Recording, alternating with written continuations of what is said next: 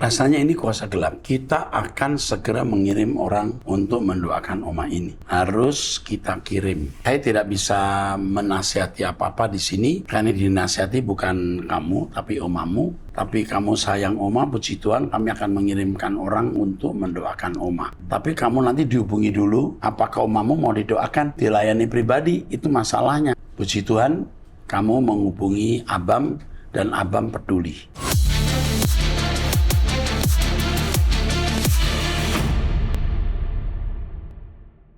Shalom saudara, kembali kita mengikuti Abam.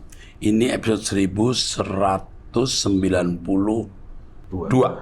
Saya didampingi oleh Bapak Pendeta Dr. Alvin. Mantap. Mantap, Pak. Ya, yang masih bujangan.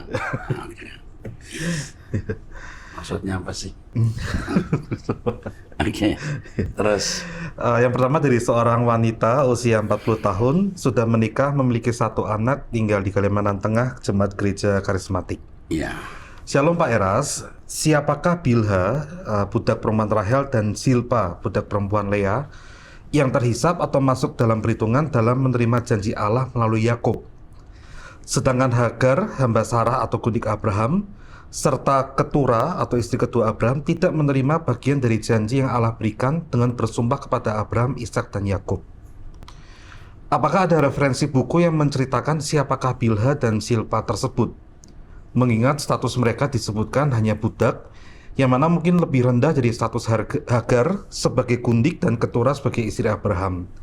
Namun mereka berdua juga berhak menerima janji Allah yang demikian besar.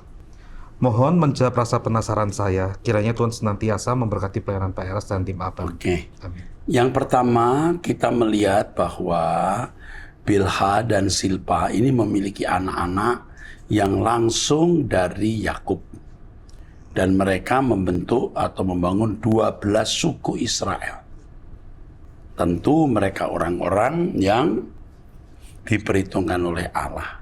Tetapi tidak perlu sebenarnya kita tahu latar belakang mereka, karena itu tidak menentukan. Yang menentukan mereka menjadi istimewa itu karena mereka memiliki benih dari Yakub. Itu yang penting. Jadi kita tidak perlu persoalkan asal-usulnya. Adapun mengenai Hagar, masalahnya beda. Ya, Allah Abraham, Ishak, dan Yakub. Abraham harus punya anak satu Ishak, Ishak harus punya satu anak yang menjadi keturunan, yaitu Yakub. Ya. Maka Ismail tidak termasuk. Tetapi jangan lupa Ismail pun ternyata diberkati Tuhan. Walaupun tidak termasuk anak perjanjian, tapi diberkati Tuhan. Kasus yang lain adalah kita melihat kenyataan bahwa Bilha dan Silpa tidak menyakiti nyonyanya. Iya. Beda dengan Hagar yang menyakiti Sarah. Cukup jelas ya? Iya. Oke, mantap. Teruskan. Berikutnya dari seorang wanita usia 39 tahun, tinggal di Jakarta, Jemaat GSKI. Ya. Shalom Bapak Rohaniku dan tim Abam, serta moderator yang terkasih dalam Tuhan Yesus. Bapak Rohaniku, saya izin bertanya mengenai khotbah Bapak dalam renungan doa pagi tanggal 7 September 2024. Apakah yang dimaksud dengan anugerah tidak bertanggung jawab? Sebentar. Anugerah yang tidak bertanggung jawab itu artinya seseorang diberi anugerah, tetapi orang merasa bahwa itu sudah cukup menyelamatkan dia tanpa respon. Sudah menerima Yesus sebagai Tuhan dan Juru Selamat. Yesus sudah mati di kayu salib. Saya pasti sudah selamat. Itu anugerah yang tidak bertanggung jawab. Itu tidak diajarkan oleh Tuhan. Yang diajarkan itu anugerah yang bertanggung jawab. Kalau you menerima Yesus sebagai Tuhan dan Juru Selamat, you harus hidup sempurna seperti Bapa dan serupa dengan Yesus. Itu anugerah yang bertanggung jawab. Iya. Jadi anugerah yang diajarkan Yesus itu anugerah yang bertanggung jawab. Jangan serupa dengan dunia ini, harus jadi murid, sempurna seperti Bapa itu. Iya. Oke. Terus, Yang kedua, dalam khotbah Bapak dalam Suara Kebenaran tanggal 14 September 2024 dengan tema kesetiaan dari menit ke menit. Apakah yang dimaksud dengan pikiran kekekalan? Iya, jadi kalau kesetiaan dari menit ke menit itu maksudnya adalah bagaimana seluruh hidup kita diarahkan untuk kekekalan. Apakah itu bisa, Pak? Harus. Roh Kudus akan menolong kita dan memampukan kita untuk itu. Ya. Terima kasih Bapak Rohaniko dan tim ABAM. Semoga Bapak dan keluarga beserta tim ABAM diberkati dalam pelayanannya. Amin. Tuhan Yesus memberkati. Ini pertanyaan yang bagus dan ini orang yang serius mau berurusan dengan Tuhan. We love you. Terus. Berikutnya dari seorang wanita usia 23 tahun, belum menikah, tinggal di Tangerang, jemaat online. Iya. Shalom Pak Erastus, saya ingin bertanya, selain bermasalah dengan kekecewaan, saya juga memiliki masalah dengan keluarga saya, terutama oma saya. Oma saya tahun ini berusia 92 tahun, tapi dari segi fisik dia sekarang sudah tidak bisa melihat dan badannya juga sudah melemah untuk duduk. Tetapi Pak, oma saya juga sering mengatakan kalau dia merasa ketakutan di malam hari. Dia merasa kalau ruangan di sekitar terasa sangat ramai dan sering merasakan banyak orang-orang yang lewat di dekat oma saya. Padahal tidak ada orang lain selain oma saya di kamar itu. Akhirnya kami memutuskan untuk membayar seorang pembantu yang dapat menemani oma saya selama 24 jam. Saya juga pernah mendengar cerita dari papa saya, kalau oma waktu masih muda pernah pergi ke 7 sumur, lalu mengikuti ritual dengan meminum air dari 7 sumur tersebut, dan juga pernah minum air kembang. Bahkan saya juga pernah mendengar kalau oma saya menggunakan jimat agar dirinya terlihat lebih cantik, biar orang-orang tertarik kepadanya. Itu sedikit cerita dari oma saya di masa lalu, Pak.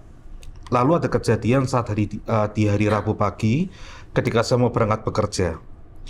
Mama saya cerita, saat sedang bekerja, mama saya tiba-tiba melihat ada seorang kakek-kakek menggunakan belangkon sedang mengintip. Itu posisinya tepat di sebelah mama saya. Mama saya kaget dan mengira kalau orang tersebut adalah karyawan. Tetapi semua karyawan ada di depan rumah. Dan di saat yang bersamaan, oma saya tiba-tiba pingsan. Pembantunya berusaha untuk membangunkan oma saya, tapi tidak ada reaksi. Saat kakek-kakek itu hilang, barulah oma saya tersadar kembali. Dari kejadian ini kami merasa kalau ada yang tidak beres, Pak. Seperti ada kuasa gelap dalam tubuh oma saya. Jika seperti ini, apa yang harus kami lakukan, Pak?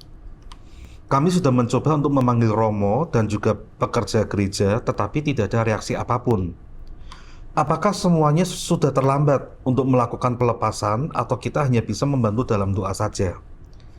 Jika kita mengingat kejadian di pagi hari itu, bisa kapan saja terjadi.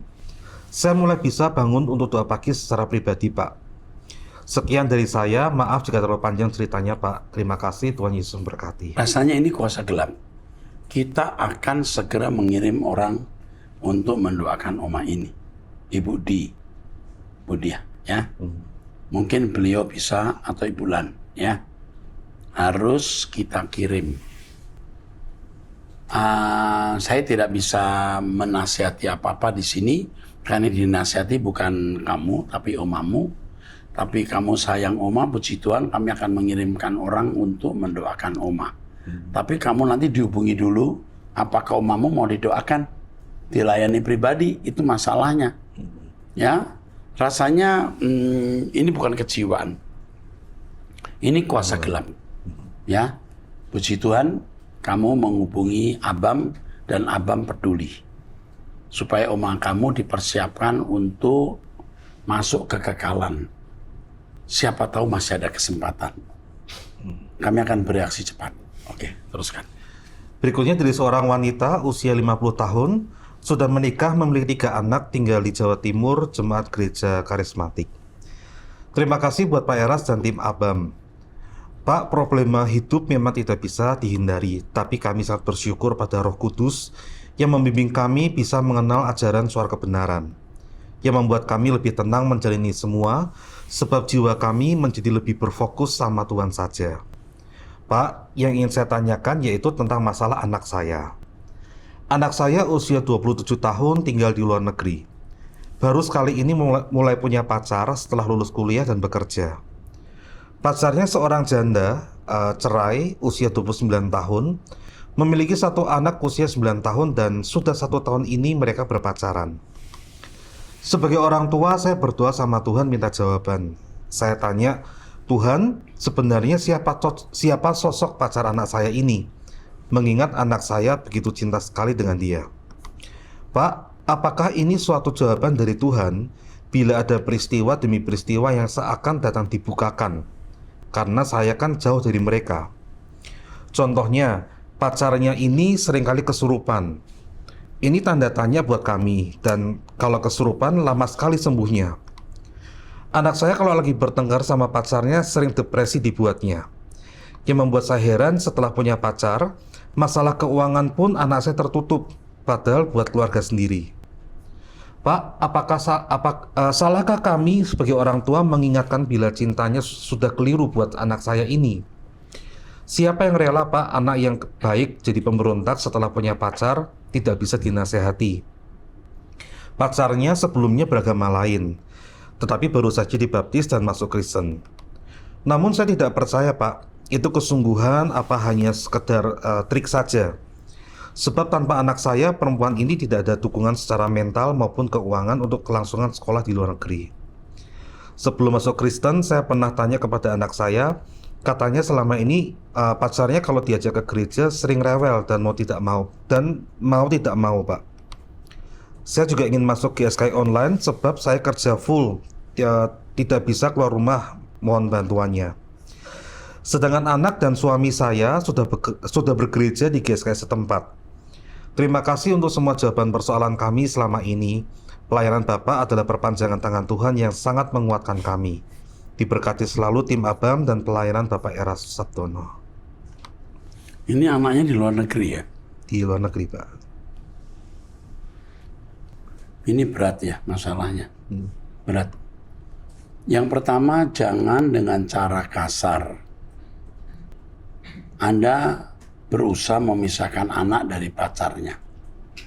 Tetapi beri signal yang jelas dan kuat dan tegas, tapi tidak kasar, bahwa Anda tidak setuju dia pacaran dengan wanita itu. 2, jangan sekali-kali mencela wanita itu. Ya, jangan ibu beroposisi atau menjadi musuh. Jadi ibu tidak memusuhi tapi juga tidak berpihak. Untuk ini memang minta hikmat Tuhan. Ketiga, ibu tentu berlindung kepada Tuhan dan mohon pertolongannya. Hanya itu yang saya bisa nasihatkan. Tuhan pasti menolong. Oke? Iya. Itu saja. Oke, Tuhan berkati. Selanjutnya dari seorang pria usia 41 tahun, sudah menikah, memiliki 1 anak, tinggal di Sumatera Barat, jemaat karismatik. Ya. Pada kesempatan ini saya ingin bertanya, saya memiliki masalah yaitu perpajakan, di mana hal ini masih terus saya gumuli sampai saat ini. Oknum pemeriksa banyak mencari-cari kesalahan di pelaporan kami. Memang pelaporan kami masih awam juga pada saat itu. Saya sebetulnya ingin menyelesaikan dengan baik-baik, walaupun dendanya lebih besar. Tetapi oknum ini ingin saya menyelesaikannya secara kekeluargaan bersama dia dan timnya. Karena jika secara lurus, sepertinya mereka akan sangat memberatkan kami. Kedua, jika membayar sesuai tuntutan mereka, maka beberapa tahun ke depan, isunya akan menjadi ATM pengawas mereka lagi. Dan jika begitu, usaha saya rasa akan goyang sekali. Bagaimana saya harus bersikap ya, Pak? Sampai saat ini saya sudah oke dengan mereka. Saya terus berdoa minta mujizat Tuhan. Semoga saya tidak terjebak di dalam dosa dengan melakukan korupsi ini. Angka yang mereka minta 8% dibanding tuntutan temuan mereka. Saya bersyukur dari kejadian ini saya banyak belajar. Dan jika mulai dari nol, saya yakin bisa jauh lebih baik. Tetapi yang di belakang ini selalu menghantui. Belum lagi situasi dagang saat ini untuk bisnis saya bisa dibilang sedang tidak baik. Mohon doa dan arahannya ya, Pak. Saat ini saya beribadah setiap minggu di gereja A, dan setiap hari Kamis atau Jumat saya ikut komsel di gereja A. Sedangkan setiap hari Selasa saya beribadah di gereja B, gereja saya sebelum pindah ke gereja A. Menurut pendapat Bapak Eras, apakah saya tidak maksimal dengan begini? Saya bingung, di gereja seharusnya kita beribadah sama saja. Tapi memang di gereja B saya merasa musik dan VIP-nya lebih mendukung, Pak.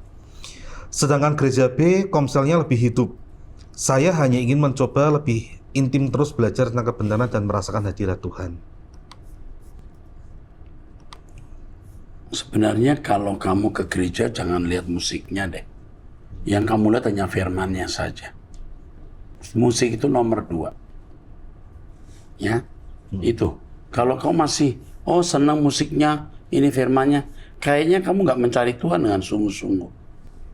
Kalau mencari Tuhan sungguh-sungguh, kamu hanya dengar firman. Itu yang penting. Yang mengubah hidupmu. Karena musik tidak merubah hidup. Ya, itu yang pertama. Yang kedua, usahakan supaya kamu tidak punya masalah di hari esok. Kamu harus nyatakan itu dengan jelas kepada mereka. Pak, saya mau membayar baik-baik. Kalau saya bersalah, saya bayar denda. Saya akan bayar baik-baik. Ya, itu. Dan kamu jangan takut kehilangan uang. Lebih baik kamu kehilangan uang hari ini tenang daripada nanti ya kamu akan bermasalah lagi jadi ATM tukang pajak yang tidak takut Tuhan. Itu kamu lakukan dulu. Yang ketiga, kamu bisa didampingi pengacara dan pengacara kami akan mendampingi kamu. Ya. Kalau perlu kamu rekam semua percakapan. Ya. Dan kalau kamu ketemu tukang pajak yang tidak baik, kamu bisa laporkan ke pajak pusat. Fight sekalian. Yang penting kamu mengakui salah kamu mau membayar pajak dengan baik. Ya, itu saja. Makanya bagi semua peserta ABAM, janganlah tidak jujur soal pajak. Nanti akhirnya tidak benar hari esoknya. Saya juga membayar pajak dan ada yang mengurus pajak saya dengan baik. Semua saya laporkan. Waktu amnesti saya melakukannya dengan baik. Jadi contoh juga sebagai pendeta. Ya, saya kira itu saja. Kalau kamu sudah salah, ya bertobatlah dan bayarlah. Semua yang menjadi tanggung jawab kamu. Lebih baik kamu rugi sekarang daripada kamu untung sedikit tapi kamu akan merasa dikejar-kejar hari esok. Lagi pula kalau kamu jujur, Tuhan bisa mengembalikan, membayar kembali. Ya, oke, teruskan. Tapi kita dampingi dengan seorang pengacara ya, supaya pengacara bisa membantu. Oke. Kalau harus membayar, harus dibayar ya. Teruskan. Berikutnya dari seorang wanita usia 45 tahun, sudah menikah, memiliki 2 anak, tinggal di Banten, jemaat karismatik ya Pak ya? Protestan. Protestan. Ini Protestan ini. Oh iya. Saya ingin bertanya, saya sudah menikah selama 17 tahun dan sudah memiliki 2 orang anak laki-laki. Sebelum menikah, suami memperlihatkan sikap yang baik dan kami bersama-sama aktif di gereja. Setelah menikah, walaupun suami masih ke gereja, tetapi mulai memperlihatkan sifat aslinya. Karena pekerjaannya yang semakin baik, ditambah perekonomian yang semakin baik, dia jatuh ke dalam dosa kesombongan. Dia juga berubah menjadi pribadi yang sangat keras kepala dan tidak mendengarkan pendapat istri. Tidak mau mendengarkan pendapat istri. Iya. Biasa. Orang tambah kaya begitu. Ya, biasa. Orang kalau tambah kaya begitu. Biasa, artinya tidak semuanya tentunya. Terus. Dia juga memiliki sifat serakah dan sangat duniawi. Bahkan dalam hal pengambilan keputusan penting, dia tidak bertanya lagi kepada saya dan lebih menyutikan lagi, pada akhirnya sikapnya kepada Tuhan berubah. Ya, tunggu saja waktunya nanti. Dia tidak akan bisa luput dari disiplin Tuhan. Dia membenci pemuka agama. Baginya agama hanya ajang penipuan terhadap jemaat. Menghakimi, membabi buta setiap orang yang dia temui, selalu diajak berdebat masalah agama padahal tidak ada dari mereka yang mengungkit soal agama. Hal-hal seperti ini yang menyebabkan dia dibenci banyak orang. Mungkin dia kepahitan dengan seorang pendeta. Lalu kompensasinya ya semua pemuka agama dia serang. Saya sebagai istri berusaha memahaminya. Hampir tidak pernah satu kata pembelaan pun keluar dari mulut saya ketika dia berusaha membicarakan tentang agama, orang Kristen maupun pendetanya. Ya, bagus. Kamu diam saja. Terus. Karena saya tidak mau memperburuk situasi dengan kebenciannya yang saya tidak tahu jelas dari mana asalnya. Kalau kamu ngomong, dia punya kesempatan untuk melampiaskannya lagi, menambah ruangan untuk melampiaskan, menambah alasan dan kesempatan untuk melampiaskan kemarahannya terhadap pemuka agama, terhadap kekristenan. Sebaiknya kamu diam. Ya. Ketika dia menghakimi, mencaci seperti itu, hati saya sakit. Walaupun menikah sudah 17 tahun, hati saya tetap sakit karena saya merasa Tuhan saya dihina dan saya tidak mampu melakukan apapun. Tidak perlu kamu melakukan apapun Tuhan. Tuhan juga tidak menghendaki. Biar Tuhan membela dirinya sendiri. Ya. Terlebih lagi anak-anak sudah mulai besar, dia berusaha mencuci pikiran anak-anak dengan pemahamannya. Tapi puji syukur dan saya percaya Tuhan akan menjaga anak-anak saya. Anak-anakmu akan melihat. Sementara dia mencaci maki Tuhan atau menyalahkan Tuhan, sementara itu pula dia menunjukkan buah-buah hidup yang buruk. Dan anak-anakmu akan tahu bahwa yang salah dia, yang buruk dia, bukan Tuhan. Pertanyaannya, bagaimana seharusnya saya bersikap? Diam. Yang sudah kamu lakukan itu benar, diam. Dan tentu harus hidup suci. Saat pikiran saya sedang lempeng, saya bisa dikuatkan melalui firman dan doa. Tapi ada kalanya saya sangat lelah. Saat kamu lempeng kan, kenapa nggak lempeng terus? Emangnya ada saatnya kamu nggak mau lempeng? Lempeng terus, kamu akan kuat. Ya, oke, cukup. Ya. Selamat berjuang, nak. Oke. Ya, Pak. Berikutnya ini dari seorang usia 42 tahun. Belum menikah. Belum menikah, jemaat online. Dan beberapa gereja lain disebut ini. Oh iya. Jadi dia tuh beberapa gerejanya. Tapi juga ikut GSKI online. Iya. Beberapa gereja karismatik disebut di sini. Ini luar biasa ini. Ini bipatrit nih, lebih dari bipatrit. Pergi lebih dari satu warga negara kan. Oke. Shalom Pak Pendeta Erastus dan Bapak Ibu Pendeta Pembaca Abam. Pak, saya mau bertanya. Di Alkitab Perjanjian Lama, bangsa Israel dilarang untuk kawin campur. Dengan salah satu tujuan adalah supaya mereka tetap menyembah Allah Abraham, Allah Ishak dan Allah Yakub. Di Perjanjian Baru, terang dan gelap tidak bisa bersatu. Dengan kata lain, memang adalah baik jika pasangan menikah satu di dalam Kristus. Pertanyaan saya, mengapa di silsilah Yesus ada Rut dari Moab, dan jika saya tidak salah, ada Rahab? Iya, enggak apa-apa. Kenapa emangnya? Enggak masalah. Terus? Mereka bukan bangsa Israel. Iya. Saya mengerti jika Tuhan berdaulat atas semuanya dan tidak semua kita harus mengerti. Di mana kita sebagai manusia tentunya terbatas. Tapi tetap ada alasannya mengapa mereka orang-orang pilihan loh. Baik Rut maupun Rahab ini orang-orang yang percaya Tuhan 1-2. Mereka wanita, bukan pria. Dan kita tahu bahwa bangsa Israel itu patrilineal. Jadi benih dari bapak yang diakui. Oke. Hanya saja saya ingin mendengarkan penjelasan dari Pak Pendeta Erastus. Siap. Ya, terima kasih banyak Pak, Tuhan Yesus memberkati. Jadi Rahab dan Rut itu manusia-manusia yang luar biasa, yang bisa jadi lebih luar biasa dibandingkan dengan wanita-wanita di Israel. Ya. Yang kedua, mereka wanita, jadi benih tetap dari pria. Oke? Sika. Bagus. Teruskan. Berikutnya dari seorang pria usia 65 tahun sudah menikah memiliki 2 anak jemaat Protestan. For your information, dulu sekali saya sering olahraga keras, bela diri dan Tai Chi. Saya juga tahu dan sekali-sekali agak iseng mempraktekkan hipnotis. Karena kesibukan pekerjaan, latihan olah nafas saya berhenti. Namun ini tidak ada hubungannya dengan WhatsApp saya. Namun bila Pak Eras berkenan, boleh beri saya saran.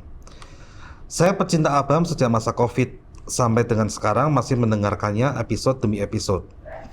Saya juga mengikuti Zoom untuk kelas bahasa Ibrani dari pendeta lain. Sayang sekali saat ini acara kelas bahasa Ibrani tersebut sedang beristirahat entah kenapa. Namun saya sudah lancar tingkat membaca huruf dan kalimat dalam Ibrani. Saya juga ingin sekali kuliah S2 jurusan konseling, karena di STT Rehoboth bisa kuliah online, serta saya punya passion menolong problema-problema sesama.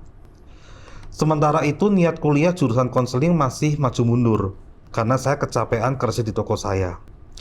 Saya tidak ada pertanyaan karena saya banyak belajar mengarungi masalah seperti yang dijawab di Abam. Satu-satunya hal yang masih membuat saya masih bingung adalah bila Tuhan belum memberikan jawaban atas masalah tersebut dan kita masih harus memikul beban yang berat tersebut. Saya bisa bayangkan cara kita atau konselor menjawab ke konseli. Dalam kesempatan ini, saya ingin minta buku Pak Eras tentang monoteisme dan Tritunggal. Saya tidak tahu pasti judulnya, Pak Eras tolong pilihkan saja. Oke. Terima kasih atas perhatian dan waktu Pak Eras serta tim. Oke. Soal mau masuk jurusan konseling SD Rehoboth, kita itu bukan online saja. Ada online tapi juga harus in campus. Iya. Jadi setiap 1 tahun itu harus 2 kali Anda datang ke kampus selama 2 minggu ya. Ya, seminggu Pak. Seminggu kan 2 minggu. Seminggu bulan Juli, seminggu bulan Desember. Karena begitu diregulasi peraturan dari pendidikan dari Dikti ya, supaya kita tidak melanggar regulasi dari pendidikan yang baik ya. Kami tidak berani menyelenggarakan pendidikan melanggar tatanan hukum. Oke? Mantap, kami akan menyambutnya. Oke, terus. Selanjutnya dari seorang wanita usia 55 tahun, seorang janda punya 2 anak tinggal di Jawa Barat, jemaat gereja karismatik. Shalom Pak Eras dan tim Abam yang saya hormati. Berkenan dengan kunjungan Paus ke Indonesia, saya sangat kagum dengan beliau dan saya percaya bahwa beliau utusan Tuhan sejati. Pertanyaan saya, mengapa ya Pak kita umat Kristen tidak memiliki satu pemimpin sentral seperti Bapak Paus yang bisa menjadi panutan dan memberi pedoman hidup kekristenan yang satu dan tidak terpecah belah seperti sekarang ini? Nah, yang pertama, doktrin kita beda. Bagi saudara-saudara kita orang Katolik, mereka mempercayai bahwa Bapak Paus itu mewakili Petrus. Ada suksesi perpanjangan dari kepercayaan Tuhan kepada gerejanya menurut keyakinan mereka. Tetapi kalau bagi orang Kristen tidak begitu, ya. Gembala-gembala itu perwakilan Tuhan. Ya. Anda melihat ada hal-hal indah yang dilakukan oleh Bapak Paus dan itu bisa menjadi teladan. Tetapi tentu kita tidak bisa hidup setiap hari dengan beliau, ya. Dan beliau juga memang hidupnya dikhususkan di kepausan, ya. Hidupnya beda dengan yang lain. Tapi kalau pendeta ada yang jadi pengusaha, hidup di tengah-tengah masyarakat, hidup di tengah-tengah jemaat juga, itu bisa lebih dilihat mestinya, ya. Makanya pendeta-pendeta mestinya jadi teladan, ya. Begitu ya. Oke. Mestinya pendeta-pendeta jadi teladan. Paulus yang mengatakan ikutilah teladanku kok. Dan ikutilah teladan mereka yang hidup sama seperti kami. Jadi bukan hanya satu orang, tapi semua pendeta hamba Tuhan harus jadi teladan. Semua orang tua juga teladan bagi anak-anaknya. Ada banyak sekali aliran Kristen dengan dalil dan konsepnya masing-masing.